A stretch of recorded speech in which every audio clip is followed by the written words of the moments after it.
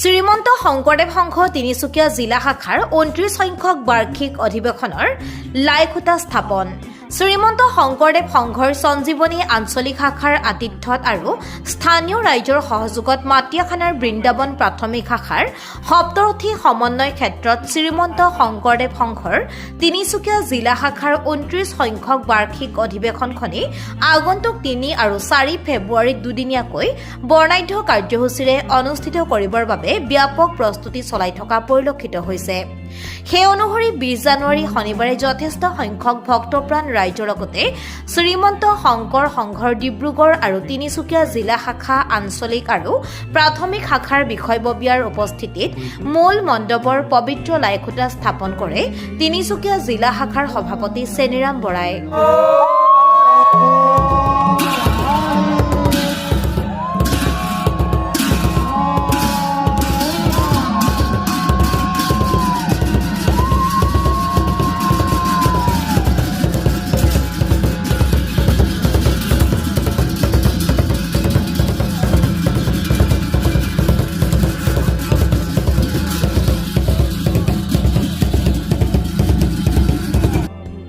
এই সন্দৰ্ভত তিনিচুকীয়া জিলা শাখাৰ সম্পাদক শান্তনু বৰগোহাঁয়ে এনেদৰে কয়।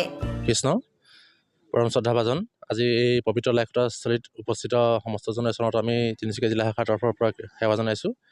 তিনিচুকীয়া জিলা শাখাৰ 29 সংখ্যক বাৰ্ষিক অধিৱেশন ভাগি শ্ৰীমন্ত শংকৰদেৱ সংঘৰ তিনিচুকীয়া জিলা শাখাৰ সঞ্জীৱনী আঞ্চলিক শাখাৰ আতিথ্যত এই সপ্তৰথী সমন্বয় ক্ষেত্ৰতেই অহা ইংৰাজী 3 আৰু 4 ফেব্ৰুৱাৰী তাৰিখে অনুষ্ঠিত হ'ব। সেই উপলক্ষে আদৰণীয় সমিতিয়ে আজি ইয়াৰ যি মূল মণ্ডপ হ'ব, মূল মণ্ডপৰ পবিত্ৰ লাইখুটা ভাগি স্থাপনৰ কাৰ্যসূচী হাতত ৰাখিছিল। এই অনুষ্ঠানভাগিত আমাৰ লাইখুটা ভাগ স্থাপন কৰে তিনিচুকীয়া জিলা শাখাৰ শ্ৰদ্ধাৰ সভাপতি শ্ৰীযুত চেনিৰাম বৰাই বাব জনায়। আৰু আমি এই পবিত্ৰ কাৰ্যসূচীত আমাৰ উপস্থিত জিলা শাখাৰ শ্ৰদ্ধাৰ মূল সদস্য তথা জিলা শাখাৰ বিভিন্ন পৰ্যায়ৰ বিষয়ববীয়াসকল উপস্থিত আছে। আমি সমস্তজনকে সেৱা জনাইছোঁ আৰু আমি আশা ৰাখিছোঁ আদৰণীয় সমিতিয়ে যি উলহ মালহে আজিৰ এই কাৰ্যসূচী হাতত ৰাখিছে, ইয়াৰ পিছতো যাতে আমাৰ অধিৱেশনৰ নিৰ্দিষ্ট দিনকেইটালৈকে অধিৱেশনৰ ভাগো যাতে সুচাৰুৰূপে অনুষ্ঠিত কৰা, সুন্দৰৰূপে অনুষ্ঠিত কৰাত তেখেতলোকে আগবাঢ়ি যায়, এইখিনি আমি জিলা শাখাৰ তৰফৰ পৰা তেখেতলোকলৈ আমি শুভেচ্ছা জ্ঞাপন কৰিছোঁ।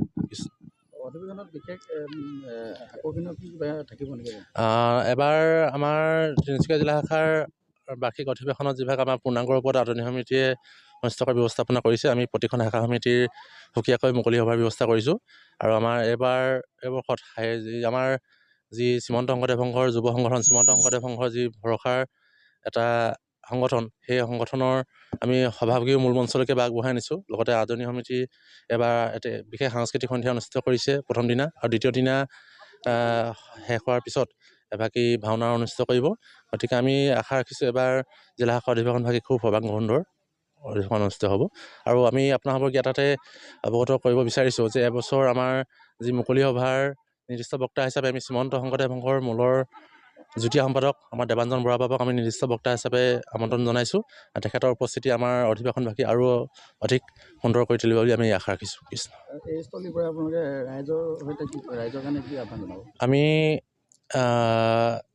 আমি আজি যি প্ৰতিচ্ছবি দেখা পাইছোঁ, আমাৰ জিলা শাখাৰ এটা সীমামূৰীয়া আমাৰ এখন প্ৰাথমিক, আটাইতকৈ সীমাত থকা এখন প্ৰাথমিক আমাৰ যিখন ডিব্ৰুগড় জিলা শাখাৰ নিচেই কাষৰীয়া। এই অনুষ্ঠানত আমাৰ জিলা শাখাৰ আজিৰ দিনটোত বিভিন্ন প্ৰান্তৰ বাপাইসকল আহিব পৰা নাই যদিও এই স্থানীয় প্ৰাথমিক শাখাৰ লগতে আমাৰ স্থানীয় যি ডিব্ৰুগড় জিলা শাখাৰ প্ৰাথমিক শাখাই আমাক সহযোগিতা আগবঢ়াইছে। আমি তেখেতসকললৈ সেৱা জনাইছোঁ। আমি জিলা শাখাৰ আমাৰ তিনিচুকীয়া জিলা শাখাৰ বিভিন্ন প্ৰান্তৰ বাপাই সমস্তক আমি আহ্বান জনাইছোঁ যাতে অধিৱেশন ভাগিলৈ আহক। এভাগ আধুনিকভাৱে খুব সুন্দৰ আয়োজন কৰিছে। আৰু লগতে আমাৰ যি সাংস্কৃতিক সন্ধিয়াকৈ কৰি আকৰ্ষণীয় কাৰ্যসূচীসমূহ ৰাখিছে, আমাৰ স্থানীয় আমাৰ সংঘৰ সদস্যসকলৰ বাহিৰে আমাৰ যি শুভাকাংক্ষী আমাৰ বাপাই আছে আমাৰ স্থানীয় লোহালী অঞ্চলৰ, সকলোকে আমি উপস্থিতি কামনা কৰি আমি সকলোকে নিমন্ত্ৰণী সেৱা আগবঢ়াইছোঁ। ইয়াৰ লগতে আদৰণি সমিতিৰ হৈ সভাপতি ধীৰেন হাজৰিকাই অধিৱেশনখনিৰ সফল ৰূপায়ণৰ ক্ষেত্ৰত গ্ৰহণ কৰা ব্যৱস্থাসমূহৰ বিষয়ে জানিবলৈ দিয়ে। আমি আমাৰ তিনিচুকীয়া জিলা শাখাৰ পৰা স্বাগতম জনাইছোঁ। কৃষ্ণ।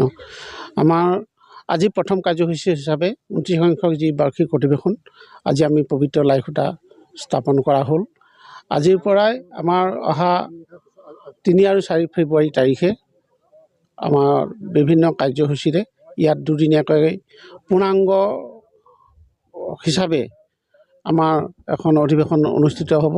এই অধিৱেশনত আমাৰ মূলৰ বিভিন্ন বিষয়ববীয়াক আমন্ত্ৰণ কৰা হৈছে, লগতে সেৱা বাহিনীৰ বিষয়ববীয়াক আমন্ত্ৰণ কৰা হৈছে আৰু সাংস্কৃতিক শাখাৰ বিষয়ববীয়াক তেনেকৈ আমন্ত্ৰণ কৰা হৈছে। তেখেতসকলে নিশ্চয় আহিব, আহি আমাৰ যিভাগ অধিৱেশন সম্পূৰ্ণৰূপে তেখেতসকলে সাফল্যমণ্ডিত কৰিব বুলি আমি আশা ৰাখিছোঁ। লগতে আমি স্থানীয় ৰাইজৰ সকলো প্ৰকাৰ সহায় সহযোগিতা আমি কামনা কৰিছোঁ আৰু আমাৰ ইয়াত বিভিন্ন দল সংগঠনে ইয়াত আহি যোগদান কৰিছে। ইতিমধ্যে আমাৰ ছাত্ৰ সন্থা, আমাৰ যুৱ পৰিষদ, এই ধৰণে ভালেখিনি আমাৰ সংগঠনে আমাৰ ইয়াত যোগদান কৰাৰ প্ৰতিশ্ৰুতি দিছে আৰু তেখেতসকলে ইপিনে ইতিমধ্যে সহযোগ কৰি আছে। আশা ৰাখিছোঁ ভৱিষ্যতলৈ তেখেতসকলে আগন্তুক দিনকেইটাত সম্পূৰ্ণৰূপে সহায় সহযোগ কৰি আমাৰ এই কাৰ্যভাগ সাফল্যমণ্ডিত কৰাত সম্পূৰ্ণ সহযোগিতা কৰিব। আমিও ইয়াৰ কাৰণে আদৰণি সমিতিয়ে অপ্ৰাণ চেষ্টা চলাইছোঁ যাতে আমাৰ এই অধিৱেশন ভাগ সম্পূৰ্ণ সাফল্যমণ্ডিত কৰি তুলিব পাৰিম। উল্লেখযোগ্য যে এই অধিৱেশনৰ শেষৰ দিনা অৰ্থাৎ 4 ফেব্ৰুৱাৰীৰ সন্ধিয়া 7 বজাত স্থানীয় শিল্পীসকলৰ দ্বাৰা পৰিৱেশিত নৃসিংহ মুৰাৰী নাট প্ৰদৰ্শন কৰা হ'ব। Rupam Gogoi report, Tengakhat live.